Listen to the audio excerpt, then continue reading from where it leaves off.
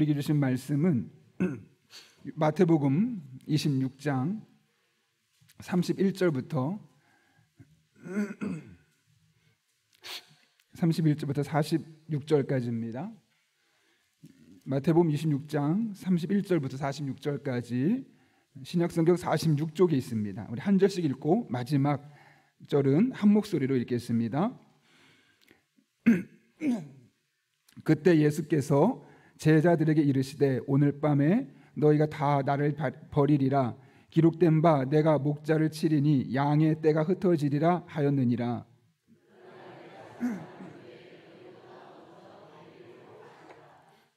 베드로가 대답하여 이르되 모두 주를 버릴지라도 나는 결코 버리지 않겠나이다.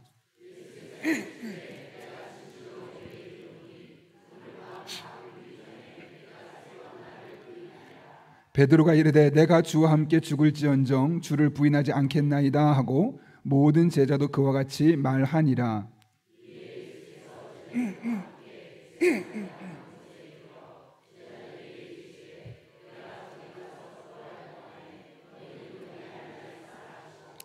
베드로와 세베대의 두 아들을 데리고 가실새 고민하고 슬퍼하사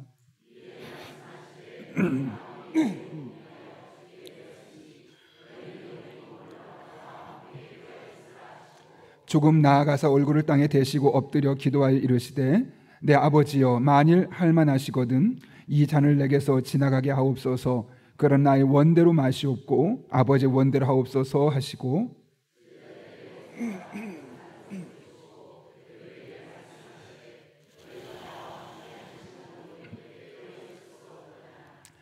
시험에 들지 않게 깨어 기도하라. 마음에는 원 이루되 육신이 약하도다 하시고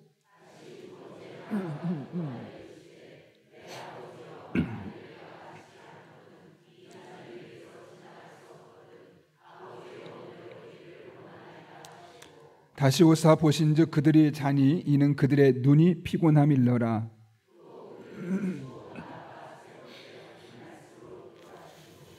이에 제자들에게 오사 이르시되 이제는 자고 쉬라. 보라 때가 가까이 왔으니 인자가 죄인의 손에 팔리느니라. 같이 보라 나를 파는 자가 가까이 왔느니라. 아멘. 우리 함께 기도하고 하나님의 말씀 나누겠습니다. 거룩하신 아버지 하나님, 오늘도 우리를 주님 전에 불러주셔서 하나님을 찾는 영적인 갈망을 불러일으켜 주시고 하나님과 동행하는 삶이 가장 복된 것인 것을 늘 깨닫게 해주시고 또 목마른 사슴 시냇물을 찾듯 갈급한 심령으로 오늘도 주님 앞에 나오게 하신 것 진심으로 감사를 드립니다. 많은 사람들 기도해봤자 소용없어, 크게 변하지 않아, 마음에 단순한 위로에 불과해 라고 말하지만 하나님의 말씀은 분명히 말씀하시길 우리가 구하면 들으시고 우리에게 반응하시고 응답하실 것을 말씀하셨습니다. 우리가 하나님의 말씀을 붙들고 기도로 살아가는 주의 종들 되게 하여 주시옵고 매일매일의 일상의 삶에서 하나님의 살아계심과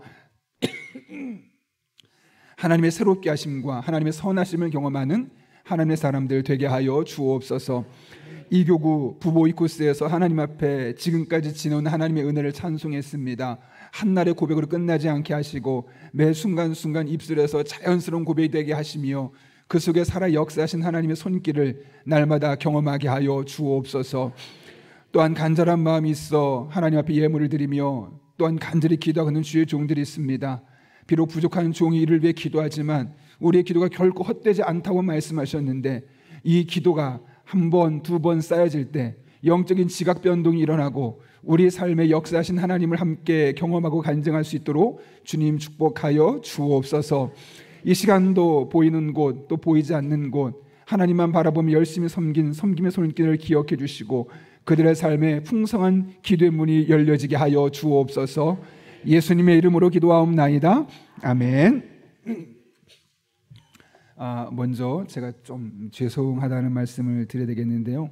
제가 어제부터 좀 감기가 처음에 목감기로 왔는데 좀 밤에 몸살 감기가 와서 혹시나 여러분에게 가까이 가면 좀 감기가 옮을까봐 제가 멀리서만 오늘은 이렇게 진행하고, 안수기도 문제는 조금 더 같이 기도해 보면서 우리 교역자들 두 분이 나오셔서 우리 이교구 부보이 코스 안수하는 방향으로 하겠습니다. 사람의 차이가 없습니다. 우리에게 은혜 주시고 우리를 통해 일하시는 분은 하나님이시기 때문에 목회자가 중요한 것이 아니라 하나님을 바라보고 하나님을 의지할 때 그 목회자가 어떤 사람이든 하나님 쓰시면 되는 겁니다. 그런 마음으로 우리 부목사님들 정말 기도 많이 하고 누구보다 하나님을 사랑하는 분들이니까 여러분들 그런 같은 마음으로 우리 부목사님을 통해 주실 은혜가 우리들의 삶 가운데 임할 수 있게 달라고, 그렇게 오늘 이교구 부보이 코스 하실 분들 그렇게 동참해 주시길 부탁드립니다. 정말 죄송합니다. 제가 할 일을 잘 하려고 했는데 어제부터 약간 몸이 컨디션이 안 좋아서 이렇게 감기까지 오게 되어서 정말 죄송합니다. 그러나 제가 더 많이 기도하도록 하겠습니다. 교회사 책들을 보게 되면 인류의 역사에 한 자취를 남겼던 이들의 특징, 현저한 공통점이 하나 있습니다. 그것은 그들이 한 가지를 결단했다는 겁니다. 그 각각의 사람들이 가지고 있는 역량과 실력, 그릇의 크기는 다 다르지만 하나님 앞에 그들이 한 가지를 결단하게 되었을 때 하나님은 그들을 통해 일하셨고 교회사에 다양한 족적을 남기게 되었던 것이죠. 여러분, 그 한 가지가 무엇일까요? 내 몸을 불사르듯 하나님께 헌신하리라, 이런 결단과 헌신이 아닙니다. 하나님 앞에 오늘부터 기도하리라. 내가 하나님 앞에 간구하며 나의 크고 작은 삶의 문제를 내어놓고 하나님이 역사하길 사모하는 삶을 날마다 살아가리라. 이 한 가지 결단이 그들 안에서 시작이 되었고, 이것이 쌓이고 쌓이면서 하나님이 많은 사람 중에 유독 그 사람을 주목하며 그 사람을 통해 쓰시는 그런 통로가 되신 거죠. 오해하지 마십시오. 그러면 초대형교 목사님은 하나님이 다 크게 역사하셔서 그런 일이 일어났고, 좀 작은 규모 목사님은 하나님 앞에 기도하지 않아서 은혜가 없느냐? 그렇지 않습니다. 하나님이 각각의 시기에 그 사람들을 통해 하실 일이 있어서 그렇게 일하시는 것, 그 사실을 기억하며 우리가 얼마나 크게 쓰이냐, 얼마나 멋지게 이름을 날리느냐, 내 후대 배덕환 하면 그 이름 누구나 들고 아는 사람이 될 거냐, 그거보다 중요한 것이 내게 맡겨진 사명이 크든 작든 이것을 완수하는 삶을 살기 위해서 오늘부터 매일 하나님 앞에 기도하는 삶을 살리라. 그런 결단이 있을 때 하나님은 반드시 여러분 한 분 한 분을 통해 일하여 주실 것입니다. 여러분의 삶에 이런 은혜가 매 순간 경험될 수 있기를 예수님의 이름으로 축복합니다. 오늘 본문의 말씀은 어제 들었던 성목요일 오후에 있었던 사건입니다. 예수님께서 베드로가 예수님을 부인할 것을 말씀하시죠. 그랬더니 베드로가 어떻게 하죠? 오늘 본문의 말씀 보게 되면 33절 이렇게 기록되어 있습니다. 베드로가 대답하여 이르되 모두 주를 버릴지라도 나는 결코 버리지 않겠나이다. 여러분, 이 한 구절을 보면서 어떤 생각이 드셨습니까? 아, 베드로 훌륭해, 열심히 있어, 라는 말로 들리십니까? 아니면 베드로 어느 순간 교만해졌네, 영적인 자만심에 취해 있네 라는 생각이 드십니까? 보십시오. 모두 버려도 나만은 안 버리겠습니다. 이게 무슨 말일까요? 저는 다릅니다. 저는 다른 사람들과 다릅니다. 전 그래도 주님 앞에 나름대로 수준이 있는 제자입니다. 이런 마음이 반영된 거 아니겠습니까? 다 버려도 나만큼은, 오직 나만은 주님을 떠나지 않겠습니다. 결연한 의지처럼 보이지만 실상 그의 마음속에 자신도 모르게 싹 텄던 영적인 교만과 자만심을 엿볼 수 있는 겁니다. 과신오류에, 주일에 설교했던 과신오류에 빠져 있는 것이죠.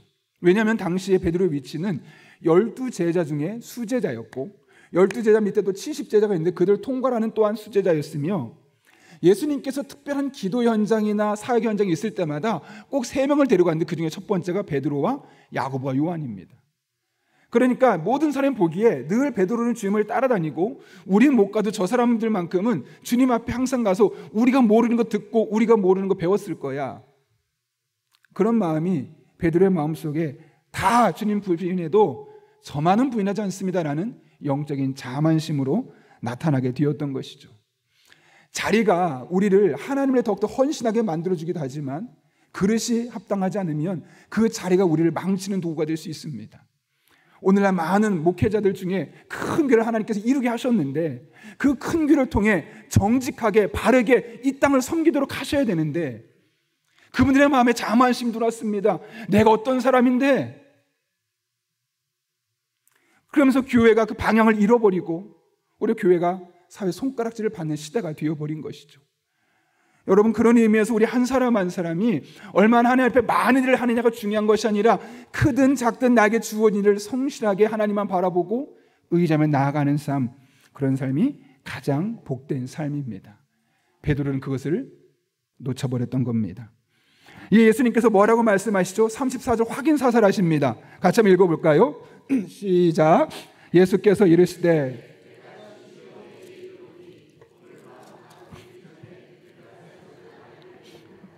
여기 세 가지 표현 보십시오. 오늘 밤 시간이 있죠. 닭 울기 전에, 더 정확하죠, 횟수까지 3번 나를 부인하리라. 빼도 박도 할 수 없도록 주님께서 명확하게 너 나 오늘 부인할 거야 라고 이야기를 하고 있는 것이죠. 그러나 베드로는 여전히 자신에게 확신이 있었습니다. 35절에서 뭐라고 말씀합니까? 베드로가 이르되 내가 주와 함께 죽을지언정 주를 부인하지 않겠나이다. 난 죽어도 주님을 부인할 사람이 아닙니다 라고 자신의 현재 신앙에 대해서 지나친 확신을 갖고 있는 것이죠. 예수님이 2번이나 여러분 이렇게 말씀하셨으면 우리가 어떻게 받아들이는 게 맞을까요? 한 번 정도면 잘못 말하셨을 수 있습니다. 그런데 예수님께서 2번이나 말씀하시면서 두 번째는 오늘 밤 닭 울기 전에 내가 3번 나를 부인하리라. 아주 명확하게 어떤 일이 있을 것을 말씀해 주면 여러분이 만약 그 현장에 베드로였다면 어떤 마음 갖는 게 맞겠습니까? 주님, 그러셨군요. 저는 제가 괜찮은 사람이라 생각했는데 실상은 그렇지 못했군요. 나의 삶에 내 생각에 어떤 문제가 있는지는 한번 돌아보고 생각하고 활로를 찾아야 될 것 아니겠습니까?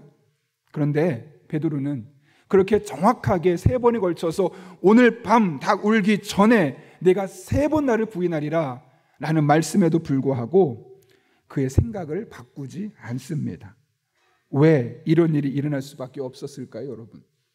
주님을 가장 많이 따라다녔고 다른 사람 보지 못했던 거 보았고 다른 사람에게 배우지 못했던 것들을 이 사람들은 주님께 배웠습니다. 그러면 조금 더 겸손한 마음으로 하나님 바라보며 의지하며 믿음의 길을 걸어가야 하는데 2번씩이나, 더구나 2번째는 명확하게 3번이나 시점을 말하고 횟수까지 말했음에도 불구하고 왜 베드로가 자신의 이 신앙을 돌이키지 않고 그대로 달려갔을까요? 오늘 본문 이어지는 말씀 보게 되면 36절부터 46절까지 한 사건이 있어요. 바로 앞에 네가 3번 나를 오늘 밤 부인할 거야 라고 말씀하시고 나서 예수님께서 무슨 일을 하셨죠? 겟세마네 동산으로 올라가셔서 기도를 하세요. 그렇죠? 그런데 겟세마네 동산에 올라가서 기도하는데 제자들에게 뭐라 그래요? 나 갔다 올 테니까 나를 위해 기도 좀 해줘라. 그랬더니 제자들이 어떻게 했어요? 자고 있어요. 오늘 38절 보면 그러니까 예수님 뭐라고 말씀하십니까? 나와 함께 깨어 있으라. 그러나 40절은 제자들이 자고 있었고 43절을 보게 되면 다시 오사 보신즉 그들이 잔이 있는 그들의 눈이 피곤함 일러라. 그들이 또 자고 있었다는 거죠. 왜 이런 것일까요, 여러분? 물론 베드로가 피곤해서 그렇다고 오늘 이야기합니다. 그러나 이것은 겉으로 보기에 단순한 피곤함처럼 보이지만 주님께서 한 가지 단서 조항을 붙이죠. 깨어 기도하라. 분명히 말씀하십니다. 오늘 본문의 말씀, 그 자는 것을 보시고 40절 너희가 나와 함께 1시간도 이렇게 깨어 있을 수 없느냐. 그리고 41절 보십시오. 같이 읽습니다. 시험에 들지 않게 깨어 기도하라. 마음에는 원이로되 육신이 약하도다 하시고. 이게 무슨 말입니까? 우리 인간의 육신이 약하다는 거예요. 근데 그 인간의 육신이 약해서 기도하고 싶지 않을 순간들이 찾아온다는 거예요. 졸렸든 몸이 너무 아파서 쉬어야 됐든. 지금 베드로와 두 제자가 그런 상황 아닙니까? 주님이 3번이나 기도해달라고 하는데 계속 자고 있는 겁니다. 근데 원인은 뭐라고요? 피곤하다고 말해요. 그런데 그 이면에 보면 뭐라고요? 시험에 들지 않게 깨어 기도하라. 영적으로 깨어서 기도할 것을 말씀하고 있는 것이죠. 다시 말하면 그가 영적으로 깨어있지 않았기 때문에 피곤함에 지배당할 수밖에 없었고, 그 피곤함에 지배당하게 되오니 기도가 일상의 삶에서 우선순위가 아니게 되었고, 그러다 보니 더 주님에 대해서 많이 알고 주님이 2번이나 말씀하셨음에도 불구하고 그 말씀이 나의 삶을 끌어가는 것이 아니라 자기가 생각하고 싶은 대로, 자기가 믿고 싶은 대로, 자기가 하고 싶은 대로 믿는 이 베드로의 모습을 오늘 우리에게 보여주고 있는 것이죠. 오늘 본문의 말씀 보십시오. 너희가 깨어 뭐하라고 합니까? 기도하라. 시험에 들지 않으려면 깨어 기도하라는 거예요. 여러분, 기도는 우리 영혼의 각성자와 같습니다. 우리 영혼의 기도 너무 피곤할 때 기도를 쉬면 영혼이 잠들어 버리고, 그럼 다시 한번 기도가 불편한 시간이 되어버립니다. 그러나 기도가 회복되면 마치 우리가 자연강장제 먹은 것처럼 눈이 번떡 뜨여지고 하나님이 보이기 시작하고 그분의 뜻을 찾게 되고 그분과 동행하는 삶을 살아갈 수 있게 되는 것이죠. 그래서 오늘 본문의 말씀에서 예수님께서는 베드로의 영적인 교만을 지적하신 이후에 겟세마네 사건을 경험하게 하신 겁니다. 베드로야, 네가 내 말을 그렇게까지 안 듣는 이유는 다른 데 있지 않아. 네가 시험에 들지 않도록 깨어 기도하지 않았기 때문이야.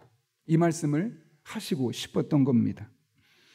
여러분, 그 결과 베드로가 어떻게 되었습니까? 그 말씀을 붙들지 않고 깨어 기도하지 않은 결과 예수님이 말씀하신 대로 예수님을 부인하는, 그리고 통곡하며 후회하는 그런 사람이 될 수밖에 없었습니다. 우리도 마찬가지입니다. 깨어 기도하지 않으면 우리도 시험에 들 수밖에 없습니다. 깨어 기도하지 않으면 우리도 베드로처럼 될 수 있습니다. 내가 신앙생활 몇 년 했는데, 내가 교회 직분이 얼마나 높은데, 내가 성경 공부 얼마나 많이 했는데, 이런 간판이 우리에게 아무런 소용이 없습니다. 내가 열심히 목회해서 대형교회를 읽었는데 다 소용없습니다. 하나님 앞에 시험에 들지 않도록 깨어 기도하지 않으면 그 모든 것은 오히려 우리를 무너뜨리는 그런 쓰레기가 되어버리는 것이죠. 이번에 여러분이 보셨던 리비아 같은 곳도 홍수가 막 들이닥치게 되면서 집이, 살아가는 사람 집이 있었잖아요. 이 집이 사람들에게 편안한 공간이고 좋은 공간, 쉴 수 있는 공간이었어요. 근데 그 집이 결국 폭풍과 몰아치면서 이 물이 들이닥치고 홍수가 일어나니까 어떻게 됩니까? 사람들을 오히려 죽이는 흉기로 변하게 되고, 그것이 오히려 쓰레기로서 역사하는 거 보지 않았습니까? 우리 인생도 마찬가지예요. 우리가 읽어놓은 것들, 이것이 내가 해놓은 일이야, 나는 특별한 사람이야, 하나님 특별히 주목해보고 있어라고 생각한 그 모든 것들이 깨어 기도하지 않는 순간 시험에 들게 되면 그것이 우리 삶에 무너뜨리고 오히려 우리 삶의 쓰레기로 나타날 수밖에 없는 겁니다. 나는 베드로와 달라라고 생각한다면 그런 사람이 가장 위험한 사람입니다. 오늘 본문에서 베드로가 한 말을 기억해 보십시오. 모두 버릴지라도 나만은 버리지 않겠나이다. 내가 죽고와 함께 죽을지언정 부인하지 않겠나이다. 얼마나 결연한 의지가 보입니까? 2번씩이나 그렇게 했으면 그렇게 해야겠죠. 그럴듯한 말, 멋진 말은 누구나 할 수 있습니다. 그러나 기도하지 않고 나온 말들은 의미가 없습니다. 오히려 그것이 그 사람에게 쓰레기 같은 말이 되는 것이죠. 그러나 기도하는 사람의 말은 그 사람을 깨어있게 만들고 하나님의 일하심을 경험하는 축복의 통로로 나타나게 되어 있습니다. 그래서 예수님은 습관을 따라 새벽마다 기도하셨다고 말씀하고, 사도 바울은 데살로니가전서 5장 17절에서 쉬지 말고 기도하라 라고 이야기하고, 에베소서 6장 18절에서는 무시로 성령 안에서 기도하라 라고 말하면서 우리가 잠시도 영적으로 잠들지 아니하도록 새벽마다 쉬지 말고 무시로 주님 앞에 기도할 것을 말씀하고 있는 것이죠. 그런데 사실 이것은 쉬운 일이 아닙니다. 자신과의 피나는 싸움이며 눈물겨운 헌신 속에서 긴 시간에 걸쳐 오랫동안 쌓여지는 습관이 바로 기도의 습관이요, 영적인 습관입니다. 자신의 환경이 도저히 기도할 수 없는 삶을 살게 만든다면, 난 기도하고 싶은데 내 삶이 나를 기도할 수 있는 환경으로 나를 자꾸만 이끌어 간다면, 기도할 수 없는 상황이야 라고 말할 것이 아니라 기도할 수 있는 상황으로 내 삶을 바꿔가야 하는 겁니다. 정말 하나님의 은혜를 누리고 하나님과 동행하며 영적으로 깨어있기를 원한다면 하나님 앞에 나와서 나의 삶의 스케줄을 조정하고 하나님과 만나는 은혜 시간들을 차곡차곡 쌓아가야 하는 것이죠. 상황이 바뀌는 걸 기다리는 것이 아니라 기도하기 좋은 상황으로 우리가 그 상황을 바꾸는 것, 그것이 우리 그리스도인의 삶이 되어야 합니다. 그럴 때 우리는 베드로처럼 시험에 빠지지 않습니다. 그럴 때 우리는 베드로처럼 가진 것은 많지만 그것이 자신을 무너뜨리는 데 사용되지 않습니다. 오히려 하나님의 뜻을 따라 살아갈 수 있는 것이죠. 기도는 여러분 아마 많이 들어보셨을 텐데 로렌스 형제라고 아마 책을 많이 그런 책을 들어보셨을 겁니다. 그 하나님의 임재 연습이라는 책에 보면 로렌스 형제가 이런 이야기를 했어요. 개인적으로 마음의 예배당을 지어서 이따금씩 일과에서 벗어나 하나님과 평화롭고 겸손하게 사랑하는 마음으로 대화할 수 있도록 해라. 매일 저녁 잠자리에 들기 직전과 매일 아침 일어나자마자 심령의 기도를 드리라. 성령으로 계속해서 호흡하는 사람은 심지어 자고 있는 동안에도 성장하고 있음을 발견해야 한다. 의도적으로 하나님과 만나는 시간을 우선순위에 삼고 그것을 만들어가는 것이 우리의 삶이 되어야 한다는 것이죠. 그래서 기도하게 되면 어떤 일이 생깁니까? 여러분, 우리가 오래전에 했었던 40일 동안 기도했을 때 그 책에 마크 베터슨이 이런 말을 남겼어요. 기도는 육안이 아니라 영안으로 보게 해주는 수단이다. 기도하는 사람은 하나님의 시력을 부여받는다. 그래서 육감이 강해지고 오감 너머의 영적 성장은 지각할 수 있는 능력으로 생겨난다. 그래서 우리는 하나님 앞에 늘 기도해야 합니다. 기도할 수 없는 상황입니다 라고 말하는 것이 아니라 그 상황에서 기도할 수 있는 상황으로 만들어갈 때 우리 한 사람 한 사람이 깨어 기도하는 자가 되고, 우리 또한 베드로같이 시험에 빠지는 자가 아니라 우리 시험을 넘어서는, 극복하는, 아니 더 하나님께 특별하게 쓰임받는 하나님의 사람들로 세워지게 되는 것입니다. 바라기는 저도 여러분도 그렇게 기도해서 영적인 교만과 자만심에 살아가는 것이 아니요 늘 깨어 시험을 이겨내고 하나님께 쓰임받는 그런 주의 종들 될 수 있기를 예수님의 이름으로 축원합니다. 우리 함께 기도하겠습니다. 거룩하신 아버지 하나님, 오늘도 우리를 주님 전에 불러주시고 함께 예배하며 찬송하게 하시는 애 진심으로 감사를 드립니다. 하나님만 바라보며 의지하며 온전함으로 나아가오니 오늘도 주신 말씀 붙들고 기도의 삶이 우리의 삶의 일상이 되고 삶의 습관이 될 때 그것이 우리를 영적으로 깨어있게 하시고 어떤 시험, 어떤 위기가 와도 믿음으로 극복하고 승리하고 마침내 하나님의 은혜를 간증할 수 있는 용인영락교회 한 분 한 분 성도 되게 하여 주옵소서. 이 새벽에도 함께 하실 줄로 믿사옵고 예수님의 이름으로 기도하옵나이다. 아멘.